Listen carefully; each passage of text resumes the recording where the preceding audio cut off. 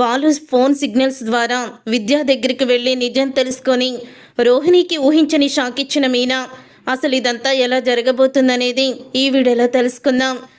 బాలుకి నిజం తెలుసుకొని మీనా దగ్గరికైతే వస్తాడు. ఇక మీనా బాలుని పట్టుకొని ఇక ఏడుస్తూ ఉంటుంది. అప్పుడు ఇక బాలుని చూసి పార్వతి దండం పెడుతూ, ఇన్ని రోజులు కూడా మా శివ చెయ్యి విరిచినందుకు మిమ్మల్ని అపార్థం చేసుకొని ఆ రోజు చాలా మాటలు అన్నాను. నా ముఖం మీకు ఎలా చూపించాలో కూడా తెలియడం లేదు. నా కొడుకు చేసిన ఏదో పనిని దాచిపెట్టి మా కుటుంబ పరువుని మీరు అంతా కూడా కాపాడాలని అనుకున్నారు. మేమెక్కడ బాధపడతామని ఈ విషయం బయట పెట్టలేదు. నిజంగా మీరు దేవుడు బాబు. మీలాంటి అల్లుడు దొరికినందుకు నేను అదృష్టవంతురాల్ని. కానీ అలాంటి కొడుకు పుట్టినందుకు దురదృష్టవంతురాల్ని కూడా అని అంటూ ఏడుస్తూ ఉంటుంది పార్వతి. అవునండి, నిజంగా ఆ రోజు మిమ్మల్ని నేను కూడా చాలా మాటలు అన్నాను. మిమ్మల్ని నేను అపార్థం చేసుకున్నాను. ఎక్కడ ఈ విషయం తెలిస్తే అత్తయ్య మిమ్మల్ని ఏమంటుందని, మమ్మల్ని ఏం చేస్తుందని భయంతో మీరు కూడా ఈ విషయాన్ని బయట పెట్టకుండా నా తమ్ముడు జీవితాన్ని కాపాడారు అని అంటూ ఉంటుంది మీనా. అవును మీనా, నువ్వు చెప్పింది నిజమే. ఈ విషయం తెలుసుకున్నా మా అమ్మ ఊరుకుంటున్నా? ఊరుకోదు. తను ఎంత దూరమైనా వెళ్తుంది, ఏదైనా చేస్తుంది. శివ భవిష్యత్తులో ఇలాంటివేవి ఉండకూడదని నేను ఆ వీడియోని బయట పెట్టలేదు. నా ఫోన్ పోయినప్పుడు కూడా ఆ వీడియో ఎక్కడ బయటపడుతుందని భయపడ్డాను, కానీ ఫోన్ పోయిందని నేను బాధపడలేదు అని చెప్తూ ఉంటాడు బాలు. ఇక బాలు అన్న మాటలకి అప్పుడే ఇక మీనా అయితే మీరు అన్నట్టే అత్తయ్య ఇంటికి వచ్చారండి. ఇంటికి వచ్చి ఎంత గొడవ చేశారో తెలుసా అంటూ జరిగిందంతా కూడా చెప్తుంది. అప్పుడు ఇక బాలు ఆ మాట విని చాలా బాధపడతాడు. అత్తయ్య, మా అమ్మ చేసిన అవమానానికి నేను క్షమాపణ అడుగుతున్నాను. మనసులో ఏమీ కూడా పెట్టుకోకండి అని అంటూ ఉంటాడు. బాలు అయితే లేదు బాబు, నేనేమీ అలా అనుకోవడం లేదు. వాడు చేసిన తప్పుకే కదా మీ అమ్మగారు కూడా అలా మాటలు అనేసి వెళ్ళారు అని అంటూ ఉంటుంది పార్వతి. అయితే అప్పుడు ఇంకా గుణ అయితే ఇంకొక అతని చేత పోలీసులకి ఫోన్ చేయిస్తాడు. వీడియో వైరల్ అవుతుంది, ఆ దొంగని ఇంకా మీరు పట్టుకోకుండా ఏం చేస్తున్నారు అని అంటూ పోలీసుల్ని రెచ్చగొట్టేలా మాట్లాడిపిస్తాడు. దాంతో ఇక పోలీసులు అయితే ఎలాగైనా సరే శివని అరెస్ట్ చేయాలని చెప్పి ఇక బస్తీకి అయితే వస్తారు. ఇంతలో బాలు అయితే శివ ఎక్కడా అని అడుగుతూ ఉంటాడు. మీనాని ఇప్పుడే ఇక్కడే ఉండాలండి, ఇంతలో ఎక్కడికి వెళ్ళిపోయాడు అని అనుకుంటూ శివని వెతుకుతూ ఉండగా ఇద్దరు కానిస్టేబుల్ అయితే వస్తారు. అప్పుడే ఇక కానిస్టేబుల్ని చూసి షాక్ అయిపోతూ ఉంటారు అందరూ కూడా. అప్పుడే ఇక బాలు అయితే ఏంటి సార్ ఇలా వచ్చారు అని అడుగుతూ ఉంటే, ఇంట్లో శివ ఎవరు, వాడిది వీడియో వైరల్ అవుతుంది కదా, ఒక ఆవిడ దగ్గర డబ్బులు కొట్టేసి బండి మీద పారిపోతున్నాడు కదా, వాడిని అరెస్ట్ చేయడానికి వచ్చాము. ఇలాగ వీడియో వైరల్ అవుతుంది, మీరు చూడలేదా, అరెస్ట్ చేయలేదా అని మాకు చాలా ఫోన్లు వస్తున్నాయి అని అంటూ ఉంటారు కానిస్టేబుల్స్ అయితే. అప్పుడే ఇక ఇప్పుడు శివ ఇంట్లో లేడు సార్, కావాల్సి ఉంటే మొత్తం మీరు వెతుక్కోండి అని బాలు అయితే అంటాడు. అప్పుడు ఇక పోలీసులు అయితే వాడు ఎక్కడున్నా కూడా మేము వదిలిపెట్టము అని చెప్పేసి వెళ్ళిపోతారు. అలా వెళ్ళిపోయిన తర్వాత ఇంతకీ శివ ఎక్కడికి వెళ్ళుంటాడు మీనా అని అంటూ ఉంటాడు బాలు. అప్పుడు ఇక బాలుకైతే అనుమానం వస్తుంది. కొంపదీసి పోలీసుల్ని చూసి తను ఏదైనా అఘాయిత్యం చేసుకోవడం లేదు కదా అని పరిగెత్తుతాడు బాలు. బాలుతో పాటు పార్వతి, మీనా, సుమతి ఇక ముగ్గురు కూడా కంగారు పడుతూ పరిగెత్తుకుంటూ ఇక వస్తూ ఉంటారు. అప్పుడు ఇక టెర్రస్ మీదకి ఎక్కి శివ అయితే కిందకి దూకడానికి, ఆత్మహత్య చేసుకోవడానికి ప్రయత్నిస్తూ ఉంటాడు. అప్పుడు ఇక అది చూసి బాలు అందరూ కూడా షాక్ అయిపోతూ ఉంటారు. రే శివ, ఏం చేస్తున్నావురా నువ్వు, అసలు నీకేమైనా బుద్ధుందా, కిందకి దిగు ముందు అని అంటూ ఉంటాడు బాలు. అయితే లేదు బావా, నా వల్ల మా అమ్మకి ఎప్పుడు కూడా ప్రశాంతత లేదు. నన్ను ఇప్పుడు అందరూ కూడా ఒక దొంగలా చూస్తున్నారు. ఈ అవమానాన్ని నేను తట్టుకోలేకపోతున్నాను. ఇప్పుడు పోలీసులు కూడా వచ్చి నన్ను అరెస్ట్ చేయడానికి వచ్చారు. నాకు అర్థమైపోతుంది, ఇక నీ అవమానాన్ని నేను తట్టుకోలేకపోతున్నాను. అందుకనే నేను చనిపోతే ఇక ఏ బాధ ఉండదు అని అంటూ ఉంటాడు శివ. అయితే అప్పుడే ఇక ఆ మాట విని ఒక్కసారి అందరూ కూడా షాక్ అయిపోతూ ఉంటారు. రే శివ, నువ్వు లేకపోతే మేము ఎలా బతుకుతావురా, అంత పని చేయికిరా, కిందకి దిగిరా అని అంటూ ఉంటుంది పార్వతి. అయితే అప్పుడే ఇక ఆ మాట విని బాలు, చూసావా అసలు మీ అమ్మ నీ గురించి ఎంత బాధపడుతుందో, నువ్వు తప్పు చేసావని నిన్ను మాటలు అందే తప్ప ఆవిడ నీ మీద ప్రేమ లేక కాదురా, ముందు కిందకి దిగు, మేమందరం కూడా నీ భవిష్యత్తు ఏమైపోతుందా అని ఆలోచిస్తున్నాం తప్ప నువ్వు తప్పు చేసావు కదా అని నిన్ను ఒక దొంగలాగి మేమేం చూడడం లేదు. ఇక బయట వాళ్ళ విషయం అంటావా, మన చెడును కోరుకునే కొంతమంది మన గురించి ఎన్నో రకాలుగా మాట్లాడుకుంటూ ఉంటారు. అందుకని వాళ్ళ గురించి పట్టించుకోవాల్సిన అవసరం లేదు శివ. ఎవరి గురించో మనం బ్రతకడం కాదు, మన కోసం మనం బ్రతకాలి అంతే తప్ప ఎవరో ఏదో అన్నారని వాళ్ళు నవ్వుతారని మనం చేసే పనులు మానుకోకూడదు. మన ఎదుగుదలని తొక్కేయడానికి కొంతమంది ఇలాంటివి చేస్తూ ఉంటారు. నువ్వు ఇప్పుడు బుద్ధిగా మారి నీ పని నువ్వు చూసుకుంటున్నావు కాబట్టి నిన్ను చెడగొట్టడానికి, నీ జీవితం నాశనం చేయడానికి కొంతమంది వేసిన ప్లాను ఇదే. ఈ ప్లాన్ని తిప్పికొట్టి నువ్వు ముందుకు వెళ్ళాలి కానీ ఇలా చేయకూడదంటూ ఇక అడుగు అడుగు మాట్లాడుతూ ఇక వెనక్కి లాగేస్తాడు శివని. అప్పుడే ఇక శివ అయితే బాలుని పట్టుకొని ఏడుస్తాడు. ఇప్పుడు నన్ను పోలీసులు తీసుకువెళ్ళిపోతారు కదా బావా అని అంటూ బాధపడుతూ ఉంటాడు. నిన్ను పోలీసులు తీసుకువెళ్ళరు, నేనుండగా నీ దగ్గరికి ఎవ్వరు కూడా రానివ్వను, మీ బావ ఉండగా నిన్ను ఎవ్వరు కూడా టచ్ కూడా చేయలేరు అని అంటూ ఉంటాడు బాలు. అయితే నాకు కాపాడడం కూడా తెలుసురా అని అంటూ ఉంటే అప్పుడే ఇక రాజేష్కి మీనా ఫోన్లో నుంచి ఫోన్ చేస్తాడు బాలు. ఇక జరిగిందంతా కూడా తెలుసుకున్న రాజేష్ అయితే నువ్వేమీ భయపడకురా, మా ఇంటికి తీసుకురా అని రాజేష్ అంటూ ఉంటాడు. అప్పుడే ఇక మీనా బాలు ఇద్దరు కూడా ఇక శివని తీసుకొని కార్లో రాజేష్ ఇంటికైతే వెళ్తారు. అప్పుడు ఇక రాజేష్ భార్య అయితే శివని అలా చూస్తూ ఉంటుంది. ఎందుకు శివ భయపడుతున్నావో, ఆ రోజు నువ్వు చేసిన పని ఎందుకు చేశావో నాకు మొత్తం మా ఆయన చెప్పారు. నువ్వేమీ బాధపడుకో, నువ్వు ఇక్కడున్నట్టు ఎవ్వరికీ కూడా తెలీదు, మీ బావ మంచితనం నిన్ను కాపాడుతుంది అని అంటూ ఉంటుంది రాజేష్ భార్య కూడా. ఇక శివని, నేను కూడా మీ మీనా అక్కలాగే అనుకో, నన్ను అక్కలాగే చూడు, నీకేమీ పర్వాలేదు, మేమున్నాం కదా, మేము చూసుకుంటాము అని అంటేసరికి నిజంగా నువ్వు కూడా చాలా మంచిదానివమ్మా, మా బాధని అర్థం చేసుకున్నావు. రాజేష్ ఒప్పుకుంటాడు కానీ నువ్వు ఒప్పుకుంటావో లేదో మనకెందుకు ఈ టెన్షన్ అని అంటావేమో అనుకున్నాను. అందరిలాగా కాకుండా నువ్వు కూడా మానవత్వం ఉన్న మనిషిలాగా ప్రవర్తించావు, నీ మేలు మర్చిపోలేము అని అంటూ ఉంటాడు బాలు. అదేంటన్నయ్య అలా మాట్లాడుతున్నావు, ఎన్నిసార్లు మాకు ఆపదల నుంచి నువ్వు మీనా వదిన కాపాడారు, అలాంటప్పుడు మీకు చిన్న సహాయం చేయలేమా అని అంటూ ఉంటుంది. అప్పుడే ఇక రాజేష్ దగ్గర శివని పెట్టేసి అప్పుడే ఇంకా ఇంటికైతే వెళ్తారు. అలా ఇంటికి వెళ్ళేసరికి లోపలికైతే ప్రభావతి మీనాని రానివ్వదు. నువ్వు ఆ దొంగల కుటుంబం నుంచి వచ్చిన ఆడపిల్లవి, నిన్ను ఇంట్లో పెట్టుకొని కోడలుగా నేను అస్సలు కూడా ఇంట్లో ఉండనివ్వను, నాకు పరువు తక్కువ, అలాంటి దొంగల కుటుంబం నుంచి వచ్చిన దానివి, నువ్వు దొంగవేనని అందరూ కూడా నిన్ను కూడా నానా మాటలు అని మా పరువు కూడా తీస్తారు అని అంటూ ఉంటుంది ప్రభావతి. అప్పుడు ఇక బాలు అయితే నవ్వుతాడు బాగా. ఇక బాలు అలా నవ్వడంతో ఒకేసారి అందరూ కూడా షాక్ అయిపోతూ ఉంటారు. అప్పుడే శృతి అయితే, ఏంటి బాలు ఇంత సీరియస్గా ఉంటే నీకు నవ్వెలా వస్తుంది అని అడుగుతూ ఉంటే, డబ్బుడమ్మా నీకు జోక్ అనిపించడం లేదా అని అంటూ ఉంటాడు బాలు. జోక్ ఏంటి బాలు అని అనగానే, అవును డబ్బుడమ్మా, దొంగల కుటుంబం నుంచి వచ్చిన ఆడపిల్లని కోడలుగా మా అమ్మ ఒప్పుకోదంట, ఇది చూసావా ఎంత పెద్ద జోక్గా ఉందో అని అంటూ ఉంటాడు బాలు. ఆ మాట విని ఒక్కసారి ఇంకా అందరూ కూడా షాక్ అయిపోతూ ఉంటారు. దొంగల కుటుంబం నుంచి ఒక ఆడపిల్ల దొంగలుండే కుటుంబానికి వస్తే ఏమవుతుంది చెప్పు, ఈ ఇంట్లో దొంగలు అనేవాళ్ళే లేరా అని అంటూ ఉంటాడు. తండ్రిని మోసం చేసి ఒక ఆడపిల్ల కోసం తండ్రి కష్టపడి చెమటోర్చి రాత్రింబవళ్ళు కష్టపడి సంపాదించిన డబ్బులని ఒక ఆడదాని అకౌంట్లో వేసి 41 లక్షలు మింగేశాడే, మరి వాణ్ణే మనాలి. తరువాత పెళ్ళాన్ని హనీమూన్కి తీసుకువెళ్ళడానికి మళ్ళీ పెన్షన్ డబ్బులు వస్తాయి, ఆ ₹1,00,000 కూడా బీరువాలోంచి కొట్టేసి టిక్కెట్లు కొని తప్పించుకోవాలని చూశాడే. వాడిని ఏమనాలి? ఆ ₹1,00,000 కూడా మీనా తమ్ముడు శివే దొంగతనం చేశాడని వాళ్ళ కుటుంబాన్ని ఇంటికి పిలిచి అవమానించిన ఈ పెద్ద మనిషిని ఏమనాలి?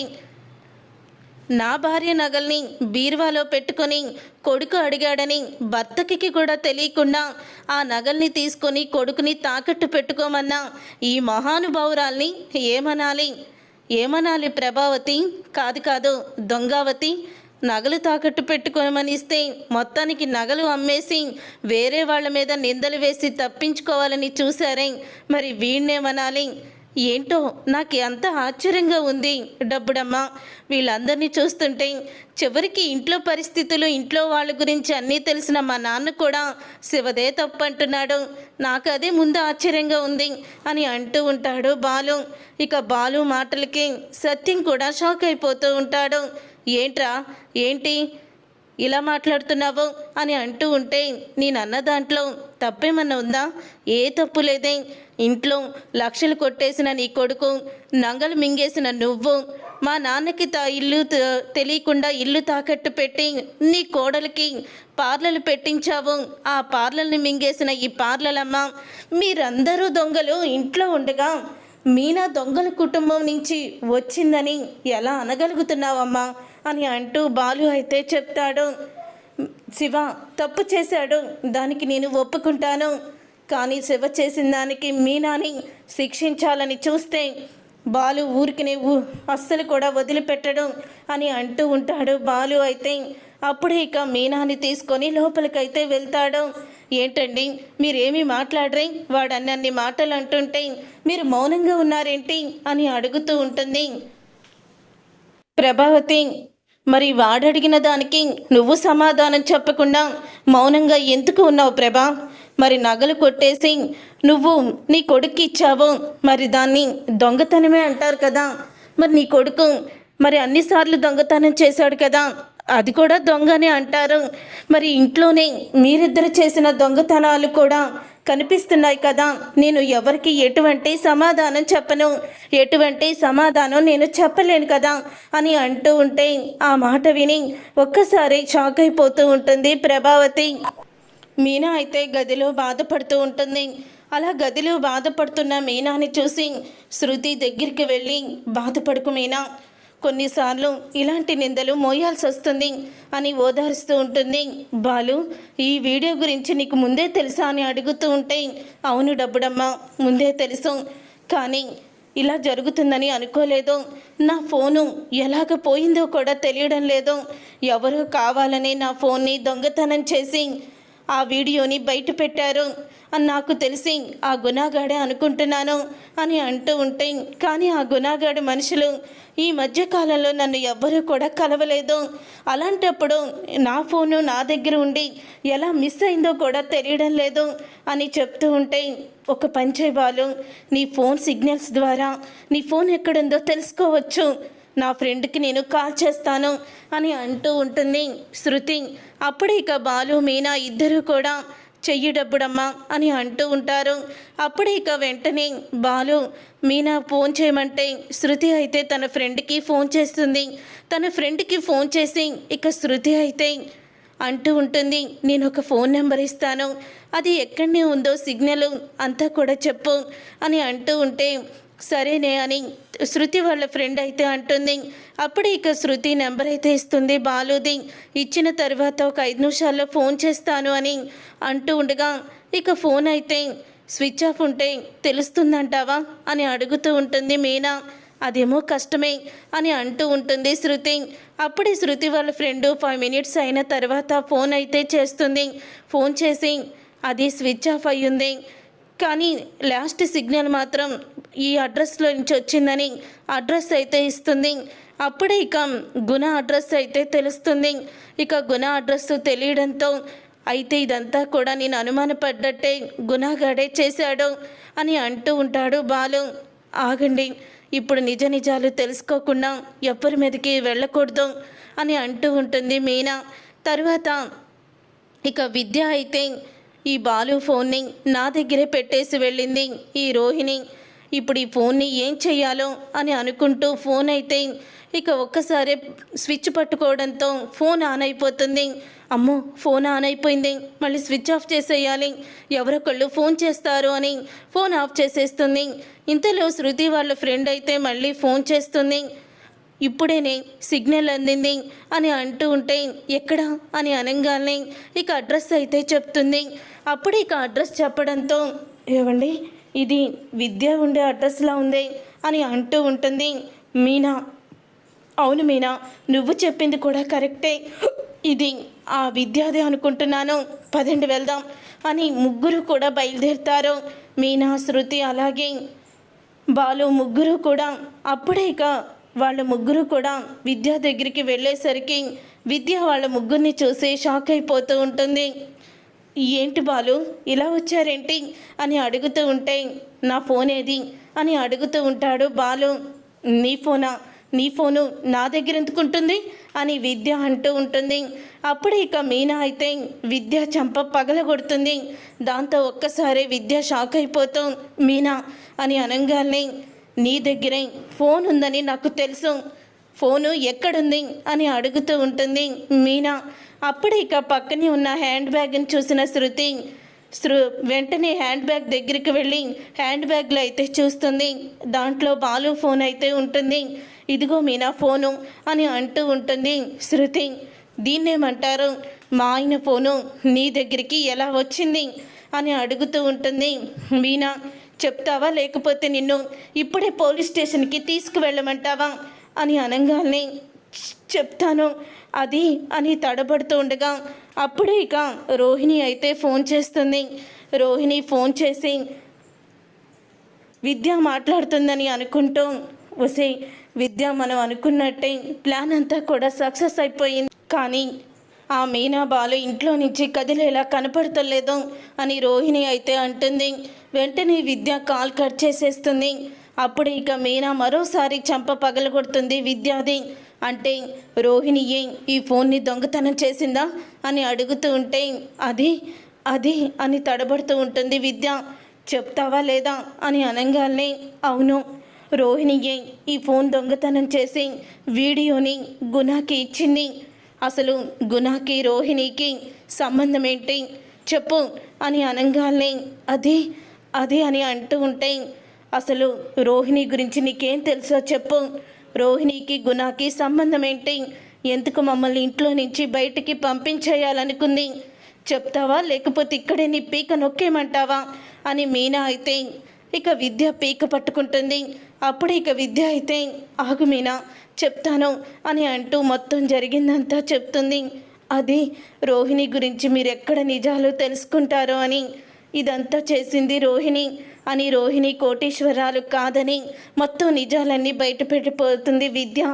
అప్పుడు ఇక విద్యాని లాక్కొని వచ్చి ఇక ప్రభావతి ఇంటికి వచ్చి మీనా అయితే రోహిణి అని గట్టిగా అరుస్తుంది.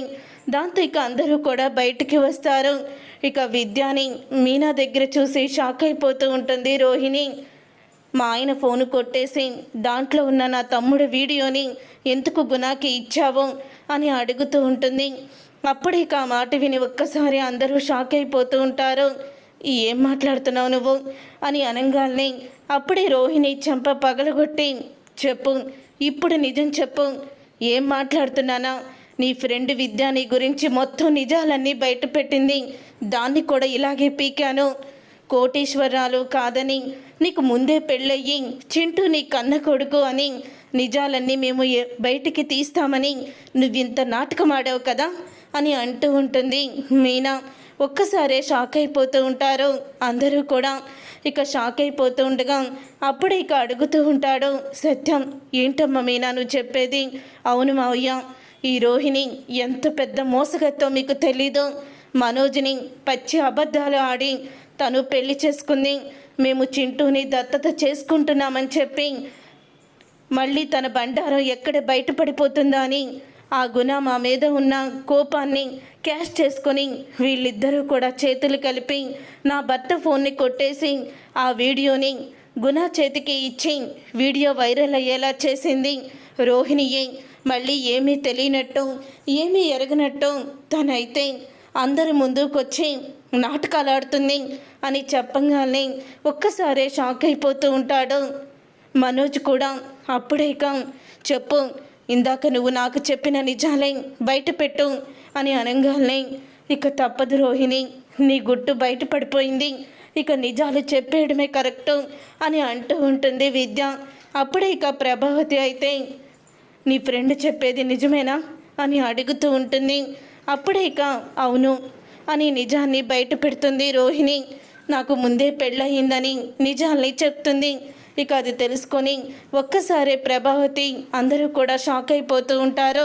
చూసారుగా ఫ్రెండ్స్, రాబోయే కథలో ఖచ్చితంగా ఇలాగే జరగబోతుంది. రోహిణి ఒకటనుకుంటే రివర్స్ అయిపోయి రోహిణియే దిమ్మ తిరిగేలాగా మీనా షాక్ ఇవ్వబోతుంది. రోహిణి గురించి నిజాలను బయటపెట్టి ఇలాగే రోహిణి బండారం బయటపడాలని అనుకుంటే తప్పకుండా వీడియోని లైక్ చేయండి, అలాగే కామెంట్ కూడా పెట్టండి. ఇలాగే రోహిణి బండారం బయటపడాలని